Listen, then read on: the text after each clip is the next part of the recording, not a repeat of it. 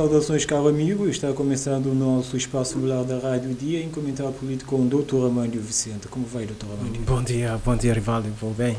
Bom dia, Claudino, bom dia, Paula, bom dia a todos os ouvintes dessa rádio. Muito obrigado por estar cá conosco mais uma vez neste espaço regular da Rádio Dia, um espaço de conversa descontraída à volta dos acontecimentos que chocam a sociedade cabo-verdiana. Hoje, neste programa, vamos começar a dar um pequeno olhar sobre o inquérito da morte dos 7 bebês recém-nascidos no Hospital Batista de Sousa, em São Vicente, não é? Com o inquérito do Ministério da Saúde. Vamos também dar um olhar sobre um artigo publicado no jornal Santiago Magazine sobre este caso dos bebês recém-nascidos, não é? Intitulado As mortes dos bebês recém-nascidos no Hospital Batista de Sousa, o mentiroso e o coxo. Vamos também dar um pequeno olhar, Dr. Amândio, em cerca de 53,8% da população cabo-verdiana que é empregada em Cabo Verde, que labuta ser no setor informal. Também a oposição quer mais tecnologia a favor da agricultura. O Banco Comercial do Atlântico também teve um lucro de 1,7 milhões de contos. E, por fim, vamos dar um pequeno olhar sobre os 2 pescadores que continuam desaparecidos desde sexta-feira na Boa Vista e as buscas ainda prosseguem. São temas pertinentes, doutor. São temas importantes que, ao longo desse período, mais ou menos 60 minutos, estaremos aqui para na verdade, detalhar, analisar esses assuntos. Entrando nos pontos que temos sobre a mesa, mas antes de debruçarmos sobre o artigo de opinião do Santiago Magazine, sobre o inquérito feito à morte dos recém-nascidos, o Ministério da Saúde também fez um inquérito, não é? Que, como causa da morte, o relatório constou que a infecção generalizada era a causa da morte. Que análise fazes desta conclusão do inquérito? A primeira leitura que podemos fazer é que a montanha pariu um rato.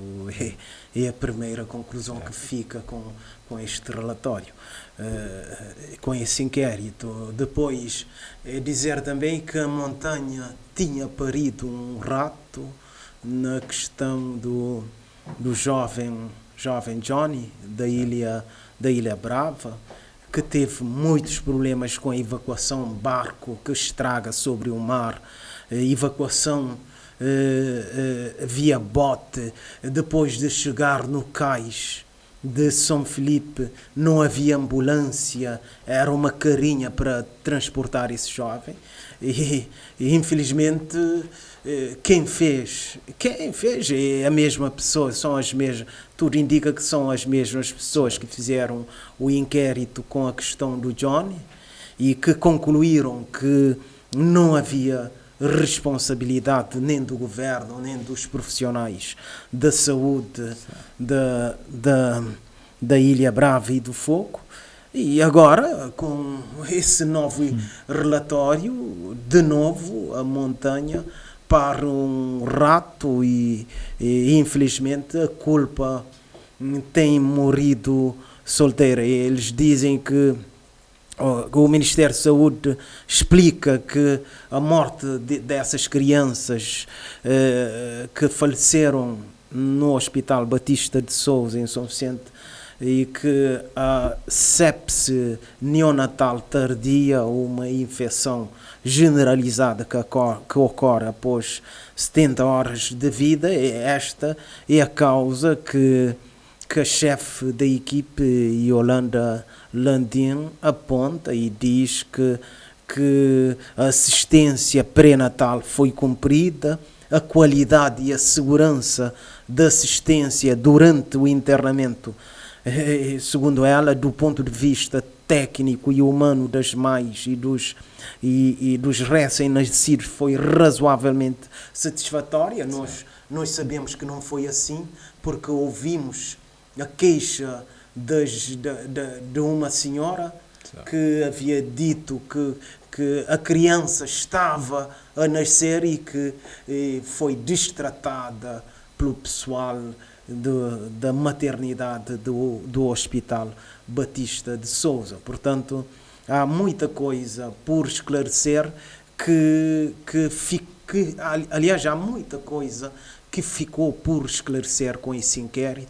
Também o inquérito é sempre Yolanda Landim e os demais que são nomeados para fazer esse inquérito. Não pode ser assim também. Porque nós precisa de uma inspeção independente. É uma inspeção independente, uma auditoria independente, que devia ser contratada. Uma empresa de auditoria no campo da saúde, se não houver em Cabo Verde, era contratar, mesmo a nível internacional, contratar essa empresa de auditoria. Sim. Para, na verdade, ter uma conclusão, uma investigação mais equilibrada, mais séria e mais objetiva. Sabemos que na verdade, as coisas não são assim como essa equipe de inspeção liderada pela doutora Yolanda Landim. As coisas não aconteceram como eles colocaram no relatório. Portanto, é mais uma corporação, a defender os seus integrantes, e quando há o aspecto corporativo no inquérito, a verdade não é priorizada. Entretanto, segundo este relatório, as gestantes tinham uma gravidez de risco, não é? E também o relatório indica que as mães foram bem atendidas. Isto, com este relatório, acreditas que está a desresponsabilizar o hospital pelo ocorrido? Claramente, é óbvio. É só irmos pegar o arquivo das entrevistas dessas mães que até certo ponto reclamaram do distrato que tiveram na maternidade Batista de Sousa, e ver que na verdade as coisas não são tão cor-de-rosa como são colocadas neste relatório. Este relatório é um relatório tendencioso que procura desresponsabilizar o Estado e os profissionais de saúde. E mesmo as mães, em reação a esse inquérito, disse que rejeitam esse inquérito e que dizem que não vão desistir e irão continuar a lutar para trazer a verdade dos fatos, porque este relatório traz várias inverdades. O que tens a dizer sobre isso? É isso, nós ouvimos, é isso, as senhoras que perderam as suas crianças, lutar e fazer uma associação, não individualmente, e procurar como são questões semelhantes, não é cada mãe e procurar um advogado, é fazer uma associação das mães que perderam as suas crianças e pelejar junto da justiça, no sentido de haver responsabilização do Estado e dos profissionais que estiveram envolvidos nessa questão da maternidade e das crianças, das 7 crianças e mais 5, segundo a informação, havia falecido no mês anterior. No mês anterior. Então não é uma questão de vir dizer, se fosse uma ou duas crianças que tivesse falecido, que tivesse perdido a vida, um ou duas crianças, mas já estar em número de 7 ou mais crianças, claramente que há alguma coisa por esclarecer relacionada com a morte dessas crianças. Portanto, Dr. Amândio, passando para o próximo ponto desta nossa conversa, mas ainda continuando neste tema da morte dos bebês recém-nascidos,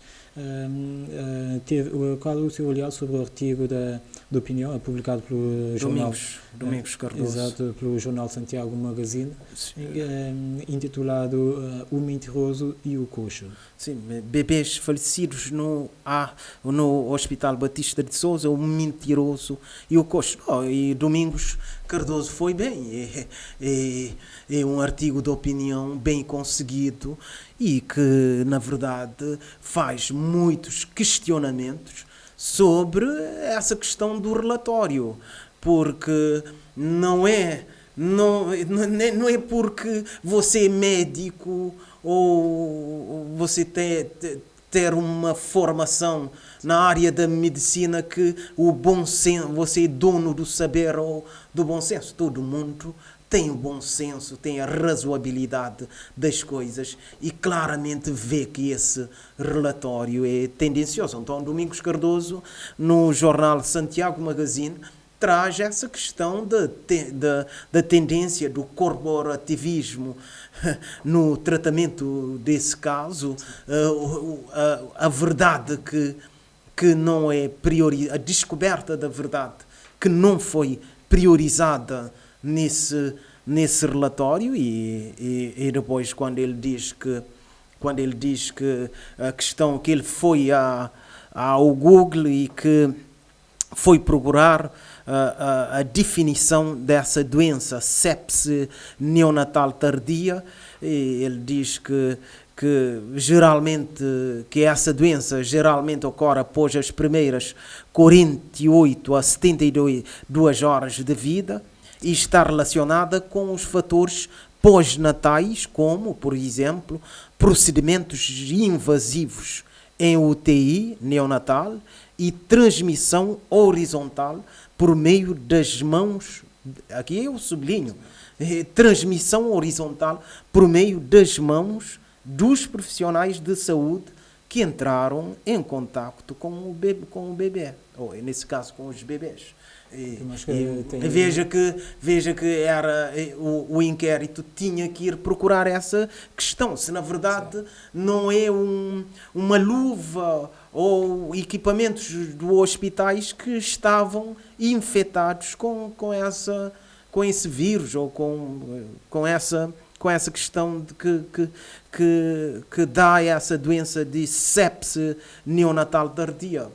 Portanto, o relatório da doutora Yolanda Landim e os demais não explicam, dá alguma indicação, alguma recomendação que vê-se claramente que a questão corporativa, defesa dos profissionais foi feita nesse relatório, até a lavagem da responsabilidade, não atribuir a proteção, claramente a proteção dos profissionais por parte desses inquiridores que fizeram esse relatório, e já tinha ocorrido com o jovem Johnny da Brava também, que na verdade o relatório procurou passar um pano e dar cobertura, proteção dos profissionais de saúde e do próprio Estado, porque aqui a responsabilidade também é do Estado.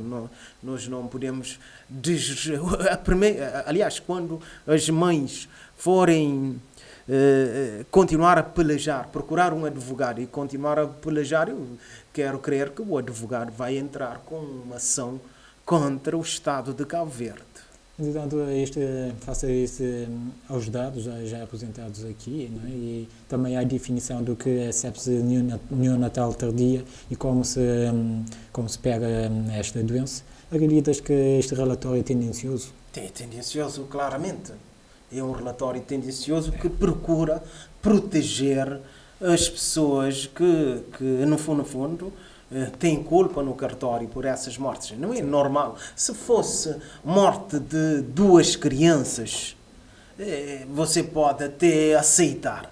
Mas a morte de 5 crianças no mês, mais 7 crianças no outro mês, claramente que há alguma coisa que não bate bem nesse hospital. Claramente que é essa doença de sepse neonatal tardia e que e que passa através das mãos dos profissionais aos bebês, é claramente que há alguma coisa que tinha que ser esclarecida nessa questão dos equipamentos, das luvas, dos profissionais que trabalharam nessa maternidade e lembrar a questão das mães que deram entrevista e do conhecimento geral, a entrevista que quase todas as mães deram e que denunciaram o mau atendimento. Por exemplo, uma senhora com bebê a nascer, e chama uma enfermeira, a enfermeira a distrata, diz que ainda a criança não vai nascer, quando na verdade a criança estava no nascedouro a nascer. Portanto, são muitas coisas que este relatório não considerou. Entretanto, Dr. Armando, passando para um próximo ponto desta nossa conversa, não é? Cerca de 53,8% da população que trabalha em Cabo Verde, o que corresponde a cerca de 95.708 empregados em Cabo Verde, trabalha este montante trabalha no setor informal. O que isto significa? Isto significa que, primeiro, a questão da promessa do Dr. Ulisses Correia Silva de fazer com que a economia produza 9 mil empregos, empregos remunerados e empregos formais, foi uma promessa ficou apenas na promessa. E veja que 53,8% da população a trabalhar no setor informal, fica a questão da proteção social, se na verdade, e muita gente, são 95 ou quase 96 mil pessoas a trabalharem no setor informal. A primeira questão é a questão da proteção social desses trabalhadores, e o setor informal tem essa deficiência do trabalhador, de grande parte, não todos, mas grande parte dos trabalhadores, por causa da fragilidade da Inspeção Geral do Trabalho e das inspeções e das outras inspeções relacionadas com o trabalho em Cabo Verde. Os trabalhadores ficam na mão dos seus empresários e muitas vezes nós ouvimos dizer que o trabalhador fez desconto para a Previdência Social e quando adoecer vai à Previdência Social, o valor fica sem a proteção na doença, porque o valor não foi entregue pelo empresário que faz uso indevido desse valor que descontou no salário do trabalhador. Portanto, esse de 58%, de quase 96 mil trabalhadores no setor informal, é claramente um indicador que diz que falta muito para fazer em Cabo Verde para que o trabalhador tenha proteção. Um trabalho informal, você não planifica. Certo. Você, por exemplo, que é jovem, não planifica o casamento, não planifica a casa, ter uma casa e outras valências que uma pessoa jovem tem de ter um emprego fixo com a proteção devida para uma pessoa programar a sua vida a longo prazo, e com a informalidade não abona os trabalhadores em Cabo Verde. Portanto, para mudar esses dados, ou pelo menos a passar do setor informal para o formal, qual é o papel do governo? O governo, o Estado tem que trabalhar no sentido de dar às pessoas, de promover, não é o governo a dar, mas a promover, que, na verdade, essa informalidade da economia seja transformada em formalidade, em empregos estáveis e com a proteção de vida, e com outras regalias que o trabalhador deve ter. Então o trabalho do governo, do Estado, a própria legislação, o próprio código laboral tem que adaptar-se a essa situação de tal sorte que as pessoas tenham um emprego formal, um emprego estável e que consigam programar as suas vidas. Já agora, como avalias a política adotada pelo governo na promoção do emprego digno? O governo, infelizmente, não cumpriu, não vem cumprindo com a promessa, com o objetivo que havia proposto. Emprego digno é o que falta em Cabo Verde. Só esses emprego digno, entre aspas. O emprego normalmente sempre é digno e coisa. Mas esses números, esses indicadores mostram que temos muita coisa por fazer no campo laboral. Muita coisa passa porque por exemplo, temos cerca de 50, quase 96 mil empregados no setor informal.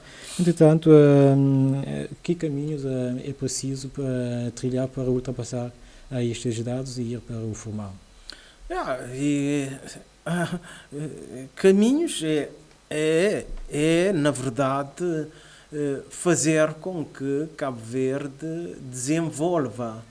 E o desenvolvimento de Cabo Verde não deve passar apenas como eles estão com o objetivo até 2026 de fazer com que Cabo Verde receba 1 milhão de turistas. Não é por esse caminho que vamos fazer esse país desenvolver.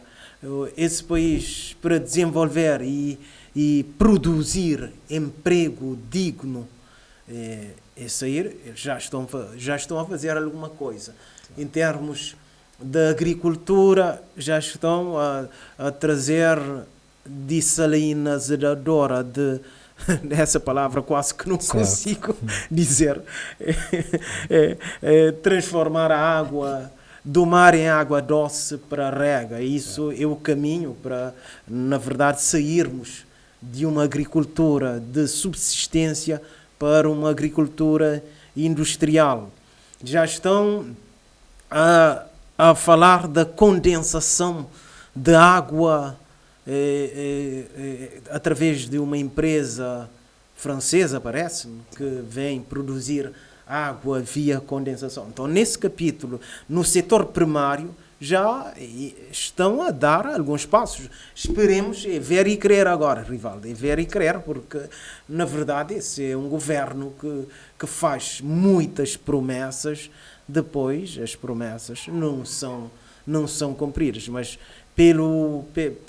pelos anúncios no setor primário, só a agricultura, sem considerar a pesca também, que devíamos sair para o caminho da industrialização das pescas e deixar essa pesca de subsistência, essa pesca artesanal. Então, o setor primário, depois havíamos de chegar ao setor secundário da indústria.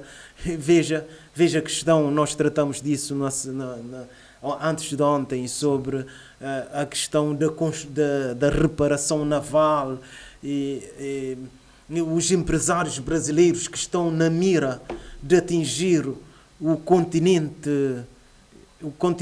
africano via Cabo Verde. Então é aproveitar essas valências para, na verdade, você fazer com que esse país torne num país desenvolvido e que produz emprego para os seus filhos, empregos estáveis para os seus filhos.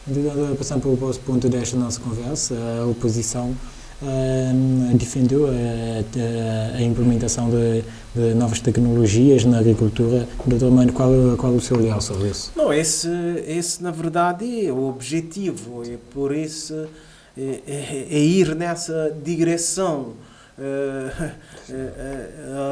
reconfigurar a agricultura, fazer com que a agricultura deixe de ser uma agricultura de subsistência para, na verdade, ser transformada numa agricultura industrial, uma agricultura cuja produtividade é muito mais alta e que produz riqueza e rendimento para os agricultores. Uma agricultura mais moderna, não é? Uma agricultura moderna, uma agricultura industrial. E hoje você via parcerias com muitos países que têm mesmo clima como Cabo Verde e que hoje quase exportam produtos alimentares. Portanto, Cabo Verde tem uma grande dificuldade, que é a falta de água, diria assim, entre aspas.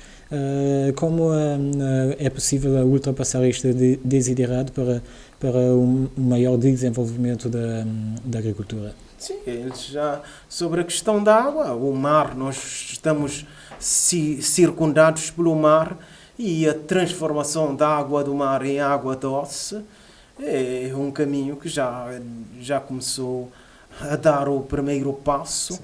E esperemos que, na verdade, essa de transformação da água do mar em água doce para a rega, também a produção da água para a rega via condensação, esperemos que esses projetos deem certo e que tenhamos água em abundância para produzir comida para Cabo Verde, para os cabo-verdianos. Então, o que falta para termos uma agricultura mais sustentável, Dr. Armando?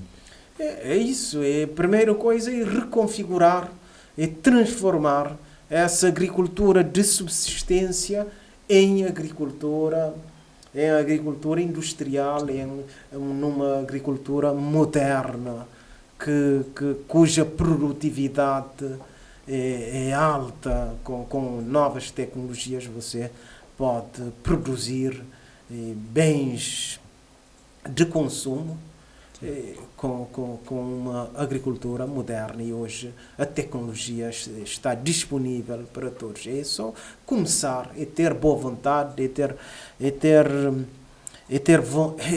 boa vontade e na verdade, querer, porque também a vontade e a força interna de querer mudar as coisas, este é o caminho que deve ser feito.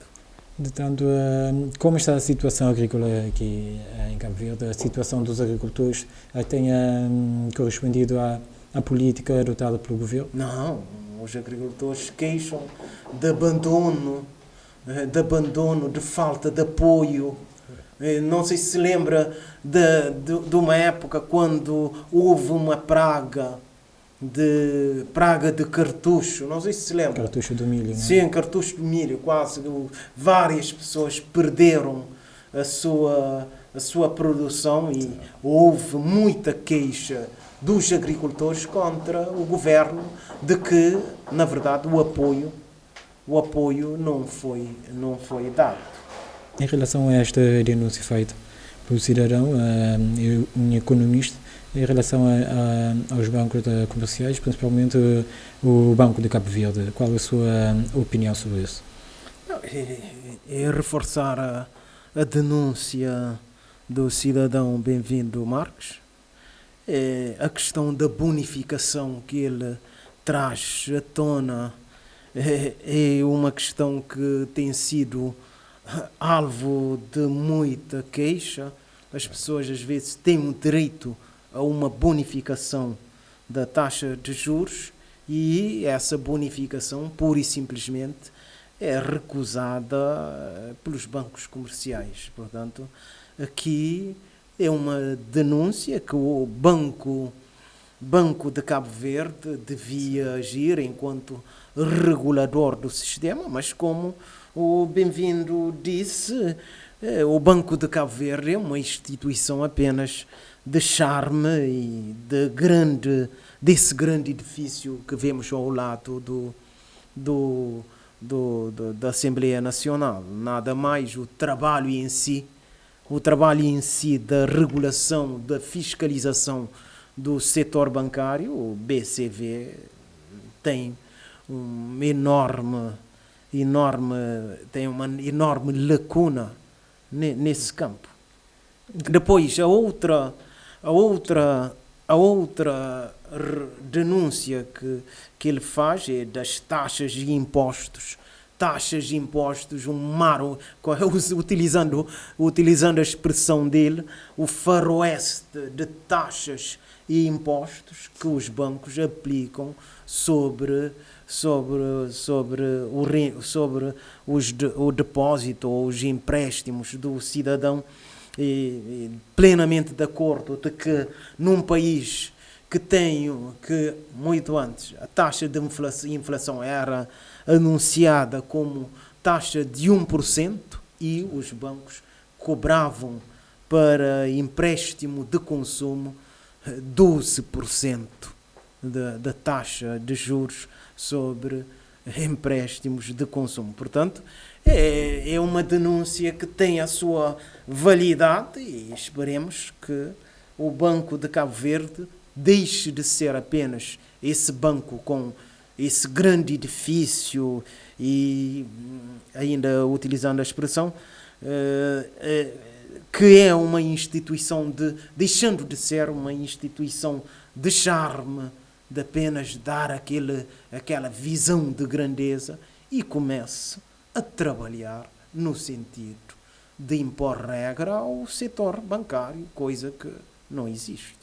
Entretanto, conseguir um empréstimo nos bancos cabo-verdianos tem sido muito difícil, Dr. Armando. Como vês este processo? Sim, o empréstimo em Cabo Verde, fazer o empréstimo num banco é uma, como dizer, é uma odisseia, é uma coisa muito complicada, muita exigência para você conseguir o empréstimo nos bancos em Cabo Verde, e as taxas que eles cobram é uma taxa, e são taxas exageradas para, na verdade, você conseguir esse empréstimo. Portanto, não é por acaso que estamos agora, não sei se esse ponto vamos entrar, o banco comercial do Atlântico com um lucro recorde de 1,7 milhões de contos. Veja, 1,7 milhões de contos, só o lucro. Porque para você chegar ao lucro, primeiro você tem as receitas, tira todas as despesas e você chega ao lucro.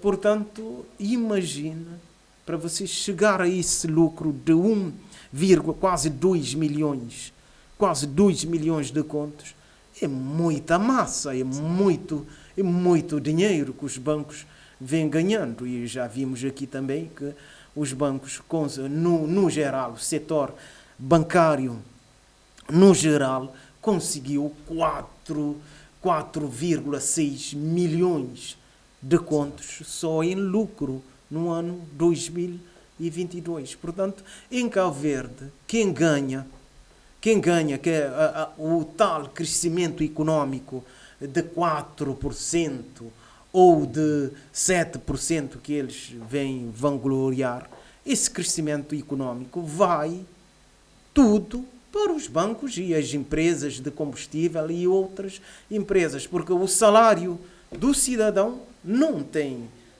verificado o aumento. Então, se há crescimento económico, esse crescimento económico vai para os bancos, para para as empresas de combustível e demais empresas que, na verdade, têm apresentado o relatório e contas e que, com um lucro absurdo para a situação de Cabo Verde.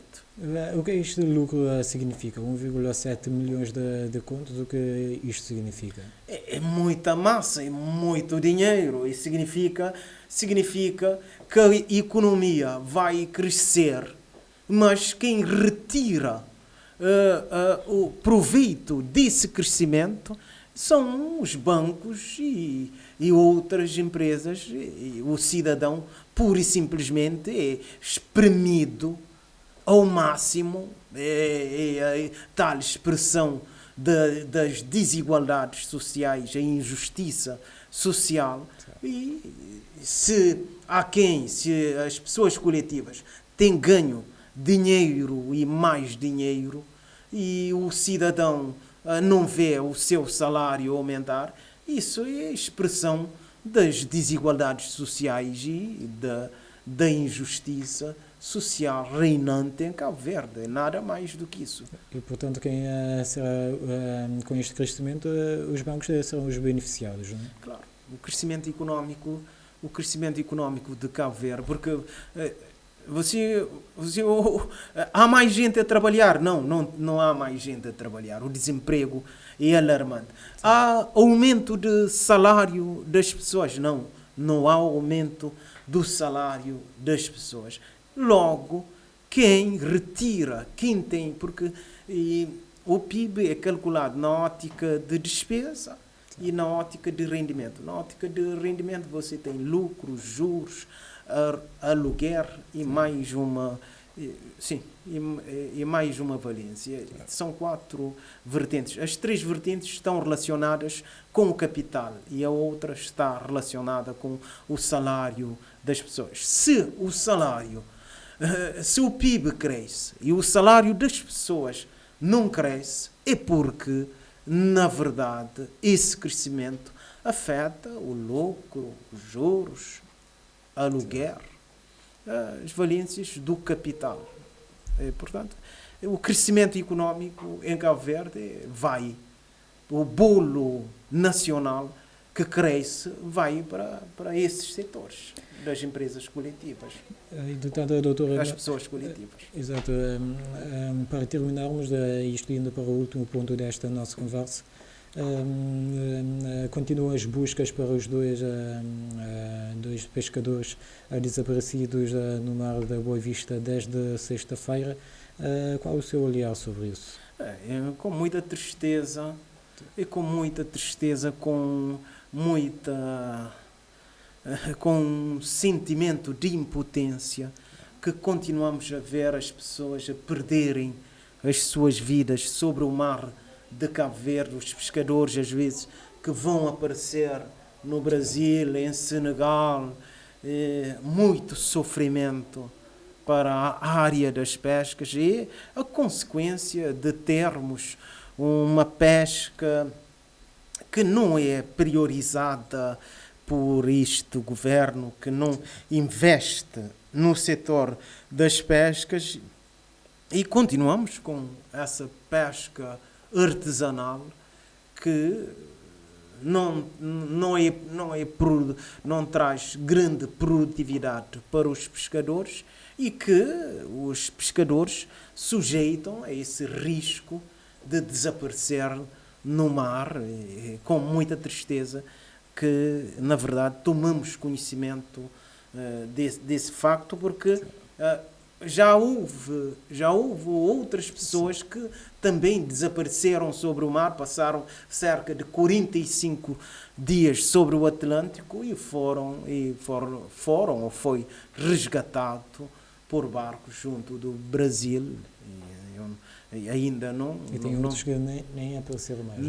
Nem apareceram mais. E o avião que o primeiro-ministro prometeu, via ASA, comprar avião para na verdade, salvamento, buscas e salvamento e evacuação, esse avião já vai chegar tarde, não sei se vai chegar tarde para esses 2 pescadores, mas esperemos, a esperança é a última a morrer e esperemos que esses pescadores sejam encontrados com vida, mas pronto, é mais um caso de muita lamentação e muita tristeza. Portanto, a falta de meios de busca e salvamento também tem dificultado este processo, não é?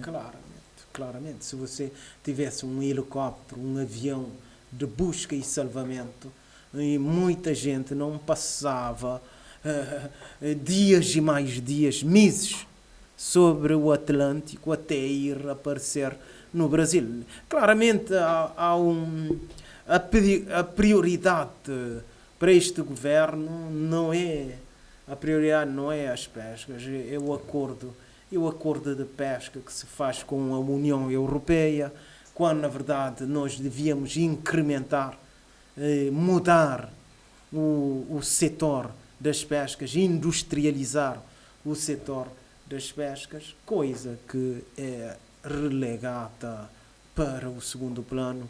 Eles estão mais interessados em trazer 1 milhão de turistas para Cabo Verde. 1 milhão de turistas vem quando quer. Não é uma coisa que você controla. Mas a pesca é uma coisa que você controla. Capturar mais peixes é uma coisa que você controla. Agora, trazer mais turistas para Cabo Verde é uma coisa que não depende muito do estado de Cabo Verde. E depois temos os concorrentes aqui ao lado, Marrocos, Quênia e outros, África do Sul, Senegal, são países que, na verdade, também entram em competição, em concorrência com Cabo Verde no campo do turismo.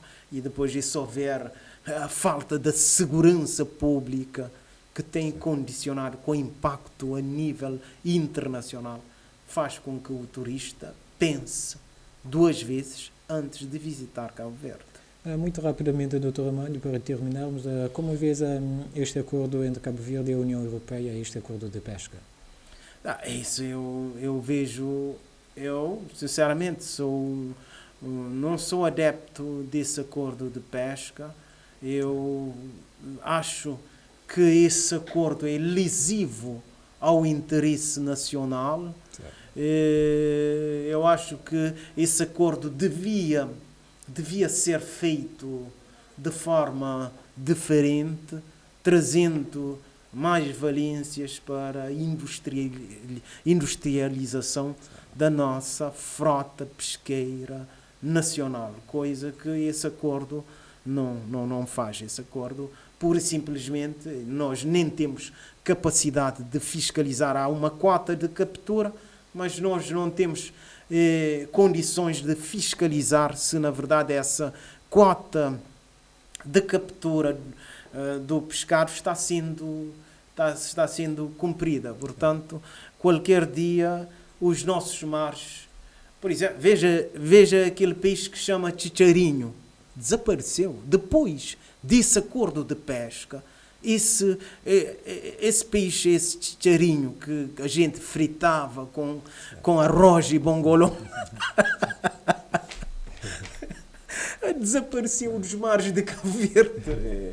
Então, o acordo de pesca, na verdade, eu não sou um adepto favorável a esse acordo de pesca. Eu penso que esse acordo de pesca devia ter outras valências que traria mais benefícios ao nosso país em termos de pesca, da mudança nas pescas em Cabo Verde. Muito bem, Dr. Armando, vamos ficar por aqui nesta nossa conversa de hoje, não é? Muito obrigado por estar cá connosco. Obrigado. Nesta conversa em que debruçamos sobre temas muito pertinentes, nomeadamente o resultado dos inquéritos feito pelo Ministério da Saúde em relação à morte dos bebês recém-nascidos na Boa Vista. Vimos também o emprego, não é? Com a questão do emprego, com 53,8% da população empregada em Cabo Verde estar situado no setor informal. Vimos também o crescimento dos lucros dos bancos do BCA, não é? Em 1,7 milhões de contos e demais temas pertinentes, doutor Armândio. Foram temas importantes. Eu só devo agradecer. Muito obrigado, Rivaldo. Muito obrigado, Claudino. E muito obrigado, Paula. E, sobretudo, muito obrigado a todos os ouvintes desta rádio. Muito obrigado, caro amigo ouvinte, por estar cá conosco neste espaço singular da Rádio Dia, um espaço de comentário político à volta dos acontecimentos que chocam a sociedade cabo-verdiana. Vamos estar novamente cá na sexta-feira para debruçarmos sobre outras questões da atualidade. Até lá, fique bem.